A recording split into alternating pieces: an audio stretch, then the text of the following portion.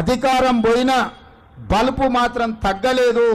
నీ బలుపు అనగదీసే బాధ్యత ఇక్కడున్న మా కాంగ్రెస్ పార్టీ కార్యకర్తలు తీసుకుంటారని చెప్పి ఈ టీఆర్ఎస్ సన్నాసులకు నేను చెప్పదలుచుకున్నా. ఆ సన్నాసి దుఃఖం బాధ ఏందని నేను కనుక్కుంటే అక్కడ వాళ్ళ అయ్య విగ్రహం పెడదాం అనుకున్నాడట. వాళ్ళ అయ్య పోయేదెప్పుడు, వీడు పెట్టేదెప్పుడు అక్కడ విగ్రహము? తాగుబోతు సన్నాసుల విగ్రహం ఒకవేళ సచివాలయం ముందల పెడితే ఈ పిల్లలకు ఎవరిని ఆదర్శంగా చూపిస్తారు? పొద్దున్నేస్తే రాత్రి వరకు తాగి ఫామ్ హౌస్లో పొర్లాడే కేసీఆర్ విగ్రహం ఉండాలన్నా అక్కడ సచివాలయం ముందల? ఇక నాకు మంచి మాటలు రావు కానీ ఒక్క మాట అయితే చెప్పదలుచుకున్నా. ఎవడైనా శాతనైతే వచ్చి రాజీవ్ గాంధీ విగ్రహం మీద చేయి పెట్టండి బిడ్డ, చెప్పు దిగకపోతే చూస్తా నేను.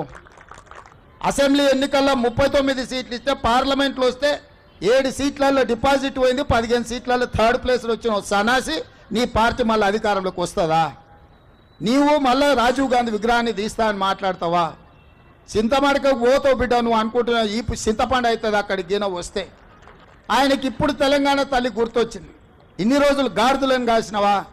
10 సంవత్సరాలు తెలంగాణ తల్లి విగ్రహం పెట్టాలని సన్నాసి తెలంగాణ గురించి మాట్లాడే నైతిక హక్కు నీకు ఎక్కడదని నేను అడగదలుచుకున్నా. ఏం చెప్పారు చిన్నప్పుడు ఇంట్లో?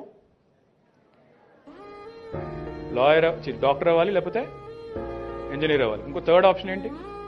అయితే గీతే లాయరో లేకపోతే ఇంకోటి, అంతేగాని ఇంకా వేరే ఆప్షన్స్ లేవు.